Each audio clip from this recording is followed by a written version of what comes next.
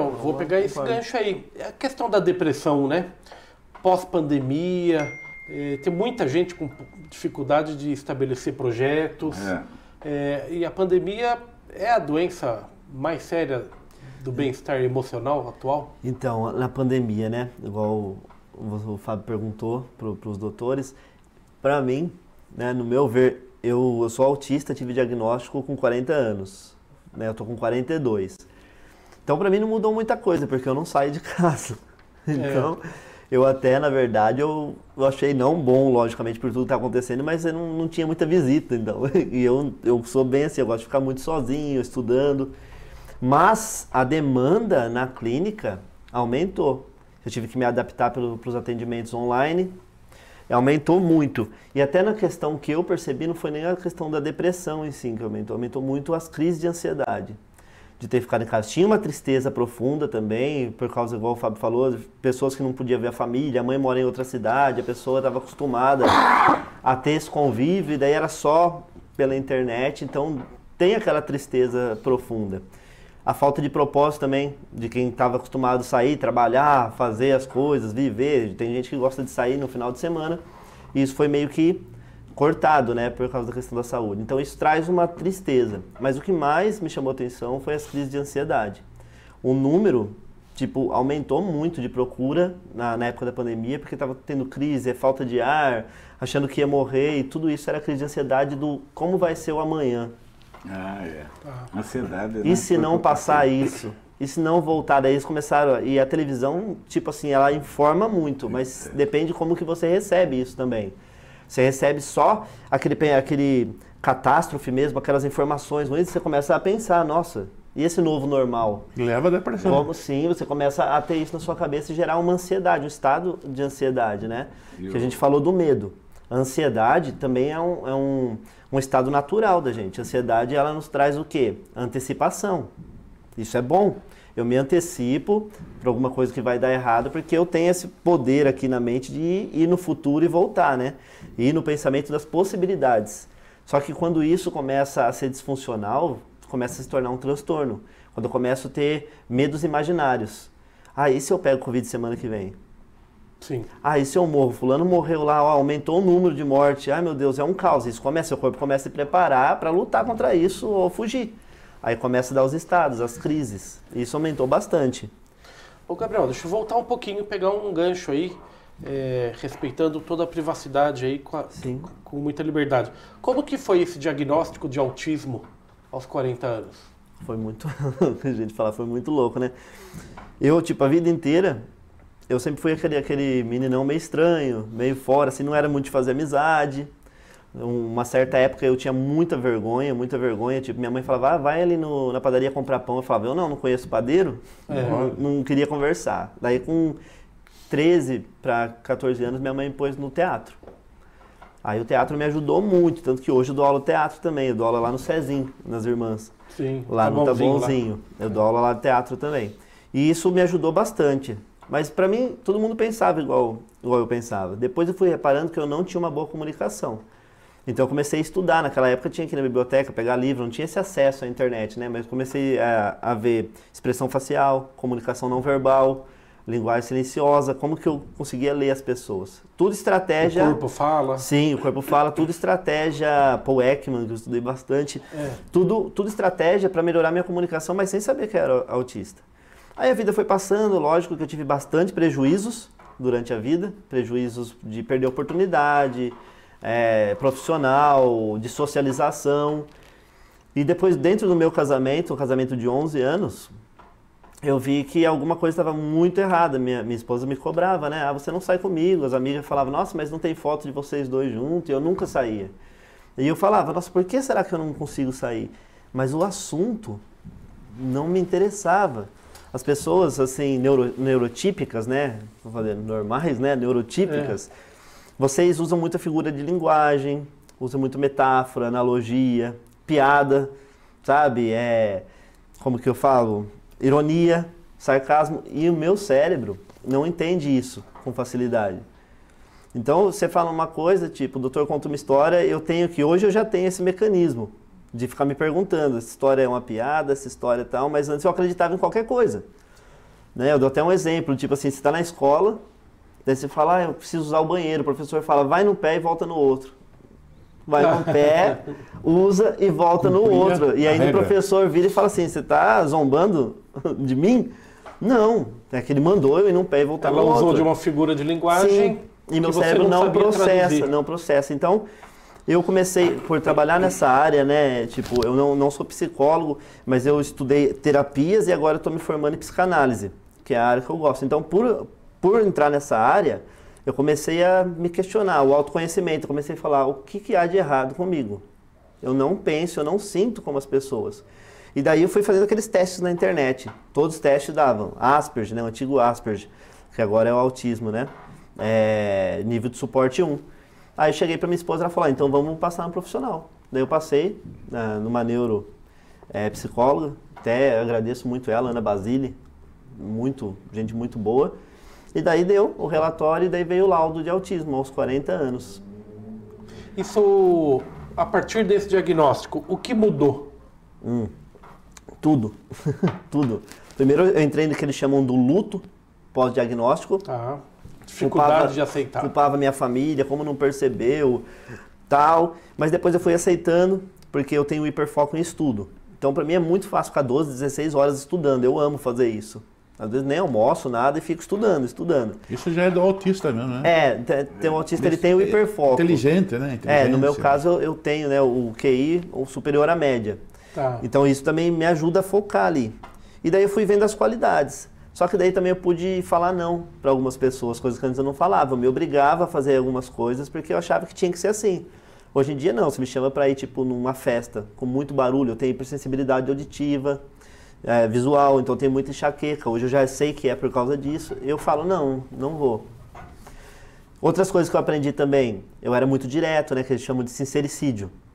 Pessoa, tipo, minha esposa um dia perguntou, pôs uma roupa e perguntou, eu tô bonita? Eu virei e falei assim, não, tá horrível. Nossa. Aí ela falou, nossa, antes de saber que eu era autista, hoje eu já sei controlar isso, nem tudo que você pode falar, nem tudo que você acha. Então isso me ajudou. E me ajudou também na minha forma de trabalhar na terapia, Fábio, também isso me ajudou muito. Tipo, hoje a minha sessão, ela dura de 1 hora a 1h30, é uma sessão longa. Mas por quê? Porque eu tenho que entender o sentimento. E eu entendo tudo por uma estrutura. Então tem pessoas lá que falam, eu amo fulano. Eu falo, e o que é amor pra você? Daí ela vai ter que construir isso pra mim. Porque as pessoas usam muito figura de linguagem. É sentir borboleta no estômago. A pessoa fala isso pra mim e me dá ânsia. Eu imagino a borboleta sendo, sabe, derretida no suco gástrico ali. Daí eu pergunto pra ela, mas o que é? É admiração, é respeito, é companheirismo. Aí eu tô montando uma estrutura, a gente vai trabalhar dentro daquilo. Então me ajudou muito na prática terapêutica. Deixa eu fazer uma pergunta. Sim. Eu penso praticamente que eu sempre falo em casa para o filho meu também, que um pouquinho igual o senhor fala. Certinho, tudo certo. Eu oriento ele para pegar amizade. O melhor psicólogo nosso ainda, eu acho que é o colega. Porque você andando com o colega, você vê ele errado e não acontece nada, você começa a perder o medo também. Será que não? O colega bom. Não o colega ruim. Sim. Tanto é que o colega ruim leva a pessoa ao erro. Sim, influencia. Tem aquele colega que sorri, apresenta a irmã dele para conversar, apresenta o irmão, ele toca uma música, pede opinião. Eu acho que desenvolve um pouco. O que você acha? Sim, a socialização, né, ela é, né, positiva. Socializar, eu perco muito com a falta da socialização. Tipo, eu às vezes combino assim, posso combinar com o Fábio, Fábio, vamos tomar um café? Geralmente eu vou desmarcar umas 3, 4 vezes antes de conseguir ir. Por causa dessa minha limitação. Chega perto do momento de ir, eu falar, não quero sair, lá vai ter pessoas lá, vai ter barulho na padaria. Então eu tenho que me forçar. E eu perco muito, que hoje se fala network, eu perco muitas oportunidades. Tanto a oportunidade de crescer, aprendendo alguma coisa, tipo, você tem muito para me ensinar. Se eu ir na casa dos doutores e conversar, quanto que eu posso aprender com eles? Mas eu perco porque eu não consigo sair da minha zona de conforto, por causa do autismo, e me colocar tipo numa padaria que tem muito, como fala, auditivo, tem muita gente falando, muita gente passando, muita roupa, cor diferente. Então ir a um show de música, por exemplo, é até estranho eu falar. É até estranho eu falar. Eu tive banda durante muito tempo, eu participei do Ídolos em 2007 no SBT. Daí eu errei a letra, esqueci a letra, mas foi uma experiência legal. Igual o doutor falou, a gente que toca, canta, a gente quer público, né? Só que eu era sempre assim, eu fazia muito uso de álcool nessa época. Hoje eu não faço mais uso, então eu me entorpecia para conseguir. Depois que eu aprendi isso, eu falei, não, eu tenho que ir de cara limpa, eu não preciso mais. Só que daí eu vou, mas até um certo ponto, eu não me forço mais. Porque vai me dar enxaqueca, vai me dar irritabilidade. No outro dia eu não consigo sair de casa, tenho sobrecarga sensorial, que a gente chama. E antes eu não sabia. Muita coisa, muito elemento, muito ao som. mesmo tempo. E tipo assim, a minha cabeça, ela não ouve. Eu tô falando com você, daí tem um barulho, uma música. Eu não consigo direcionar. Tá a sua voz, a música, o carro passando, e isso começa a acumular na minha cabeça. Acumular muito, muito, muito. Daí eu vou embora, fica todo aquele barulho ainda. E não chega a dar surto, assim, de se irritar? Sim, sim. Hoje em dia eu tomo medicamento, faço uso de medicamento, faço terapia. Hoje eu faço uso de auto-hipnose, meditação, tudo pra contribuir com Equilibrar. isso. Equilibrar.